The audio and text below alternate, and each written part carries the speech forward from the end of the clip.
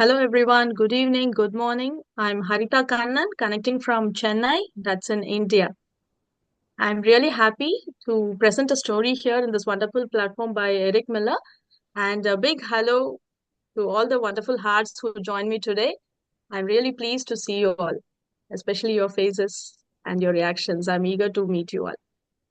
And I love to tell stories in my language, that is Tamil, and also in English. As a child, I naturally was attracted to stories, and I found it really surprising to see storytelling as a profession. And I was pulled into it naturally, and that's how I started to tell stories to kids and adults. I work as partner educated in this famous education platform called Little Audible Learners. We help children to enhance their listening, speaking, reading, writing skills. And I also work with schools. I take workshops for the children, and also including storytelling in the various subjects, the STEM storytelling part of it. And today I'm here to present a European folktale titled The Little Girl and the Whirlwinds. If you are someone who are still in the festive season of the Christmas and the New Year, you can really join me in this song. Deck the halls with bounds of holly, fa la la la la la la la la. 'Tis the season to be jolly, fa la la la la la la la la. Of course, it was the season to be jolly, especially for little children and adults like you and me. This story happened really long time ago. The children were having a fantastic time building snowmans and the snowballs, throwing across each other, catching the balls, and endless fun. But slowly, the adults and also the children really wanted the winter to just take a rest, and they were eagerly waiting for the spring to come in. They were ready to embrace the spring, but not one soul was ready for it. As you have guessed, it is the winter witch. She is the queen of the winter, and she has her daughters, the whirlwinds and the blizzards. They formed a big team, and they never wanted this winter to end. They want the entire earth to be covered with snow, clear white snow. That's what they wish for.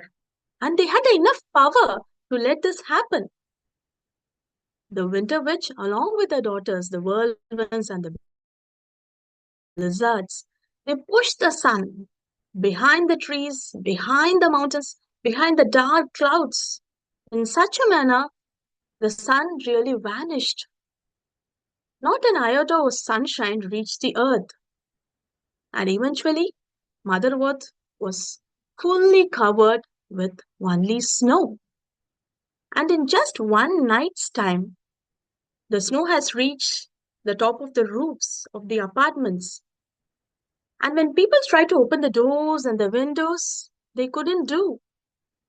They couldn't do. It was fully covered with snow. And they were just left with only one way out, that was through the chimney, the long chimney. They crawled across the chimney, they went out, and of course there was snow again. They dug deep tunnels in the snow. They dug deep tunnels in the snow. All the little kids, their parents, they all gathered in the center of a village. They discussed about lot of options. How can they end this winter? They really know the winter witch is the mastermind behind the snow, but they don't have the power. Practically, they don't have the power to stop the winter witch. Who will be capable enough to stop this winter, this never ending winter? That was their only question. Amongst the crowd, there was a wise old man who stepped in the front, and then he said, as a child, I've heard a lot about this winter witch, and one person stands on top of the winter witch is Father Frost. And he pointed to a distant high peak over there. It was clearly visible from that village. And with his trembling hand, he pointed to the hilltop and then he said, can you see? There's a castle over there. Most of you don't know, identified it by now, but see, Father Frost lives there. If anyone of you is ready to climb the hilltop and speak to Father Frost, That's the only way to stop this never ending winter, he told in his trembling voice. People just looked at each other's face. They were looking for someone to step in the front and raise up their hand to say, "Yes, I'm ready to take this dangerous trip to the hill's top." But of course, not a young man or a woman stepped forward. There was a minute of silence. Then a tiny voice spoke. With her beautiful, soft little voice, she said, "Grandpa, I think I can go up there." It was the voice of a 10 to 12-year little girl. She looked very thin, pale. It doesn't look like she had enough strength to even walk 10 meters from where she was standing, but she had the courage to speak for herself. What was there in her heart? All the others started to laugh. "Huh, you don't even have a strong physique," they told her. To which she replied, "I have a strong feet. I can climb up the mountain as fast as a goat would do." And then they said, "You will freeze, like a statue. You will just freeze somewhere as you climb up the mountain. Look at your dress. Look at the way you've dressed. Do you have any winter clothes?" They mocked at her. To which she replied, "No, I don't have any winter clothes with me, but I have a warm, kind heart. I think that is more important." She looked at her grandfather, who just nodded in reply. "Yes, he can say she has a kind and loving heart, a warm heart." The grandfather nodded at her. And so, without waiting for any more acknowledgments from the villagers, she started walking towards the direction where the hill was there. Slowly, her friends were there. Friends will never let you down. The little friends, the little ones. They hurried inside the small snow-built tunnels. They went to their home. They pulled all that they could. They brought in scarves for her and small mittens, which would definitely fit her well. A warm, cozy coat, socks and shoes, whatever was available. She thanked her friends wholeheartedly. She gave a good squeezy hug to them and she said, "Wait, I'll come back with good news." She was so confident with her words. And then she started walking towards the mountain's peak. Just like a horse would go, nothing stopped her. There was piles and piles of snow there. But she kept walking and walking and walking. And within a few hours, she was almost there, just a few meters away from the mountain's peak. That's when the daughters of the winter witch, the whirlwinds, just opened their eyes. All this time they were so lazy. They have done their job. The winter's still here. They were so bossy, and then they were just taking a good nap. They didn't expect a small girl to break their plan. Just the sight of this little girl alerted them, and they all gathered their hands together. They circled around her. They blew on her with all their might. They threw all the possible things on her, the leaves, the dust, all the crabs on her. But no, it did not affect her in any way. Of course, it let her scarf down maybe, but she didn't stop walking. She just hurdled herself inside the coat and then she started to walk and walk and walk. The whirlwinds really lost their strength. They just fell on the ground, accepting their defeat. "Oh, this girl is too strong. We can never stop her. Anyways, let's go and check the possibility of stopping her." To our big sisters, the blizzards. They come in big batches of snow. They quickly ran towards their sisters and then they invited. "We lost the fight with the little girl. She is almost there, reaching Father Frost. We need your help. We need your help before mother knows that we lost. We need your help. We need your help." And so they invited, they pulled, the blizzards. And the blizzards were too proud. Oh, you little girls, you lost to the girl who's climbing up. But we are not like that. We are not like that. With just one gust of snow, we'll make sure the girl falls down and she will lie flat on the snow, they told. And then they came near the girl. And then they fell on top of her on the way of where she was walking, batches by batches. But the girl was not having any fear in her eyes and also in her heart. As she told before, she had such a warm and kind heart, which was bubbling with love for her grandfather and her village. It just melted the snow. It just melted that snow and it made a good path for her, an easy path for her to climb up the mountain. It was a really difficult fight, but the blizzards again accepted the defeat. Oh no, whirlwinds, you're just right, you're just right. This girl is really special. She has a great motive in her heart. And I don't think so it's easy for us to win. Let's better accept our defeat and tell the truth to our mother. So the whirlwinds and the blizzards quickly ran. They don't want to waste even a minute. She might just knock the door of the castle anytime where Father Frost lived. So they quickly, as far as they could, they went to the mother. The mother, the winter witch, she was just enjoying the winter. That is her dream. A never-ending snow-filled earth was her dream. She was just enjoying every sight of it around the place where she was living. She was thoroughly shocked to listen to this news. You are telling a little girl is going to break my plan? I don't think so that's even possible. But anyways, let me check. And she went near the place where the girl was walking. She was just right behind the girl. She was walking. And she was able to find that this girl has something really special. Can never put her down with your evil thoughts.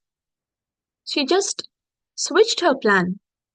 Instead of being harmful and evil to her, let's take the path of love. The kind words, the soft touch. Let's see if that works for this little girl. That was her mastermind plan. And in the blink of an eye, she changed herself, wearing a long pink gown, a flowing, smooth hair, loud-filled eyes. She went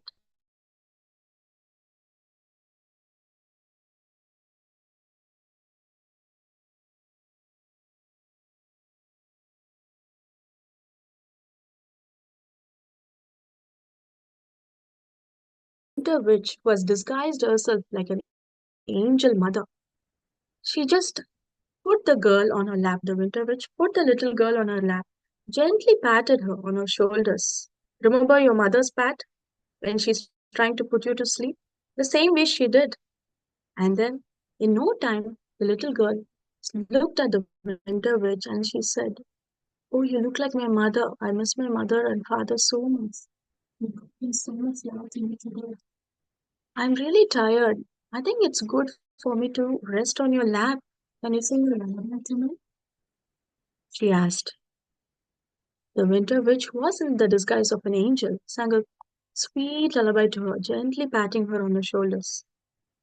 The little girl just closed her eyes, put a gentle smile on her face, and then she slept. This is what the winter witch wants,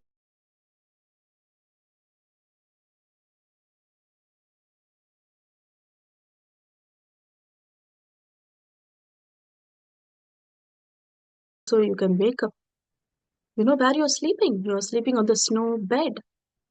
And just like she told, the pink lips and the cheeks of the little girl turned red. And in a few hours, they turned blue and a waxy yellow color. She was in a dangerous situation. The whole body of her started to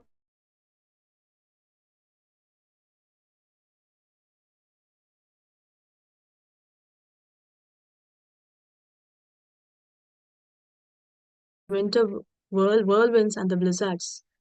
She just looked at the girl for a moment, who was just freezing. Her whole body was freezing, and then she went to her daughters. There was no one to help or support this little girl. No other human being was there on the mountain top. No one else had this courage to climb up the mountain. But what about the little, sweet little animals and the birds? They are there everywhere, around the earth, where they are there everywhere. One little mouse found that someone needs help. He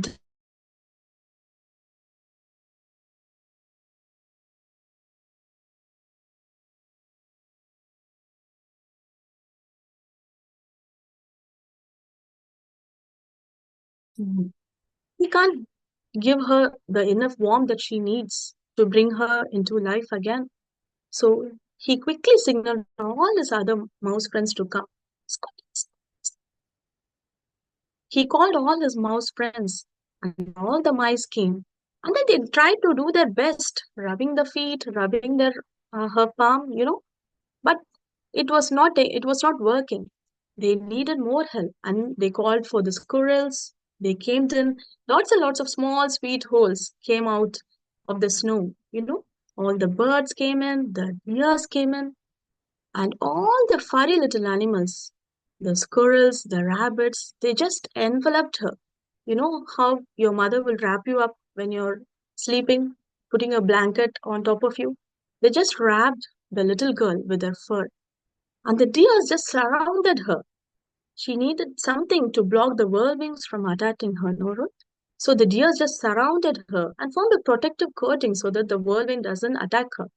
And the birds were just flying on top of her head so that the snow also doesn't reach her much. And slowly but for surely, with the help of all the sweet little hearts of the mice, rabbits, squirrels, the birds, the little girl turned pink again. She opened her eyes and she immediately realized she's not walking anymore. She's on top of the snow. Oh, what happened to her villagers? What happened to her grandfather? She quickly realized that. And then she thanked all her new little friends, and they all holded their hands together. They walked towards the mountain's peak. Of course, all the little animals also wanted the winter to end. They wanted to have the sight of the spring soon. So they walked towards the castle where Father Frost lived. The gates were wide open. They didn't have any tough time opening the gates. They walked on top of the glassy corridor. And inside there was a big ballroom made up of crystals. And on top of an icy throne, there was Father Frost. Ah, looks like he was sleeping for months together now. He forgot that it's time for the spring. The two little squirrels, they quickly climbed on top of his legs and reached his shoulders, and they just tickled Father Frost into his nose, and he let out a big sneeze. All the souls, the little girl, they were frightened, but they started to laugh. Finally, Father Frost is awake now. That's what they wanted, so that they can tell whatever problem they have. The little girl, along with the new friends, narrated everything the winter witch has done so far. Father Frost couldn't believe. Did she really do this? Oh, I've been sleeping for months together now. Thank God, little girl, you're here. Now let me just take my whistle. And then he blew the whistle.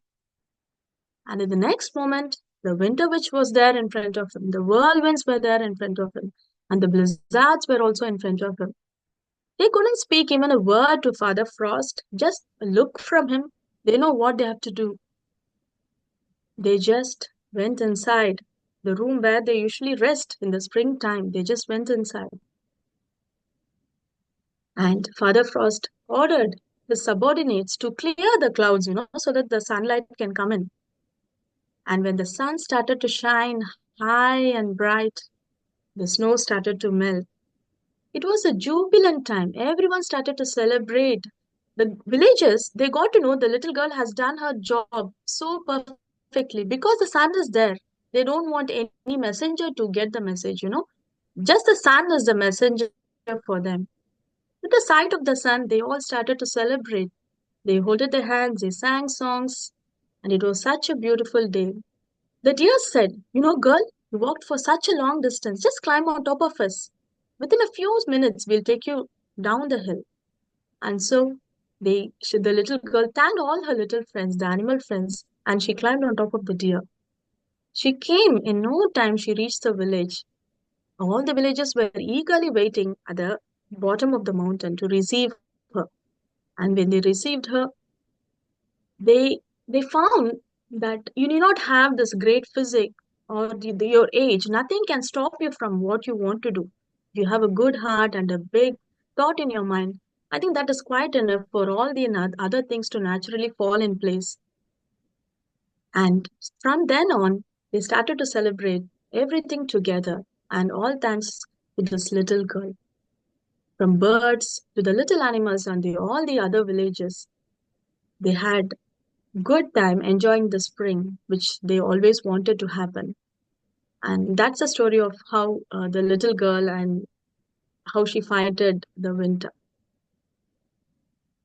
Um, Thank you for listening to me. Wonderful. Thank you so much. Mhm. What really attracted you to this story? It was mainly the little girl. I always believe in children, even my daughter, sometimes we always focus on children to getting good grades and we give less attention to all the other things that they are capable of. So, whenever I listen to stories or read stories where a small thing can make a big difference, that is what I wanted to share. I want to share with the children, especially, you know, because most of the time they face a lot of challenges at home, in school, especially with respect to the grades or getting the number one place in any competitions that they are participating. But in a longer run, you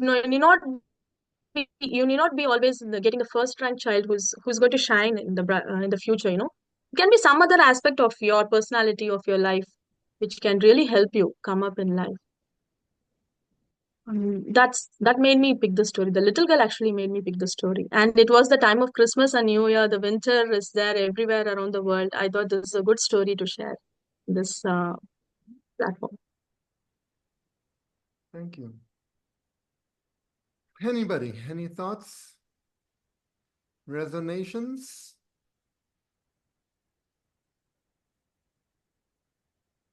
Shraddha?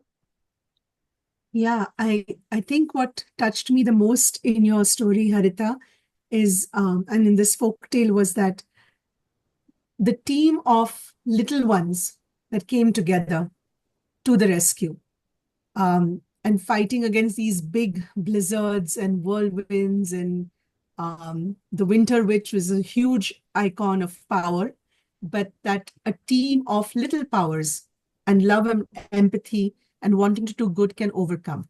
So Sure. that's what resonated with me. Thank you for your story. Thank you, Shraddha.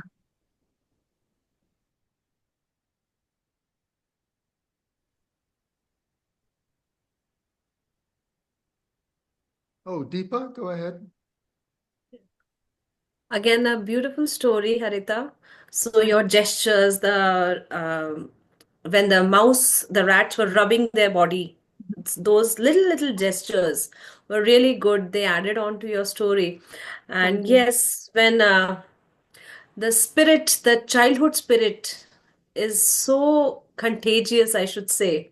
So they don't see what is wrong and right and how difficult it is. They just do it. So that innocence is what bonded with me about your story. It was a beautiful story. Thank you. Thank you, Deepa. Thanks a lot.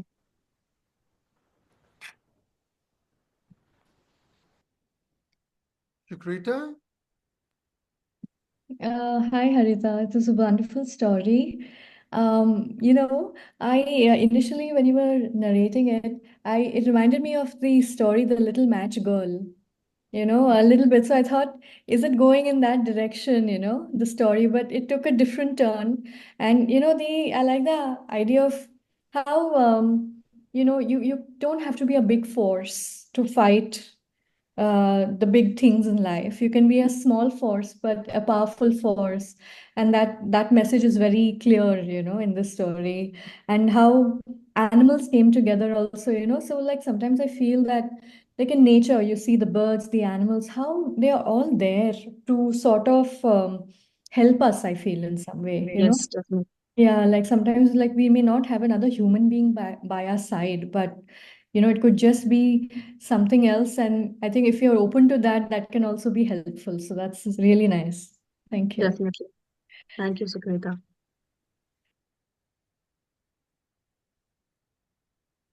Brian has mentioned that it's actually snowing where he is in Philadelphia. And they're actually having a big storm in eastern USA now, big snowstorm.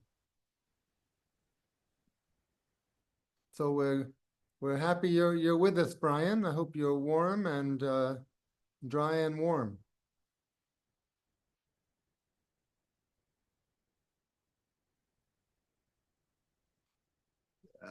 I had a power cut a few minutes ago, and I shifted to using my phone as a hotspot.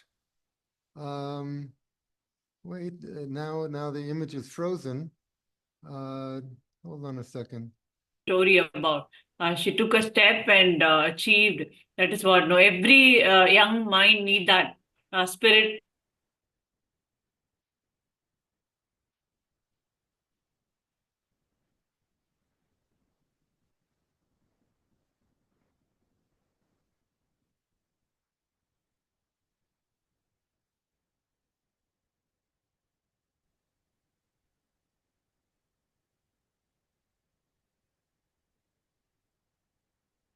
Thank you. I loved listening to you. Thank you, Anna.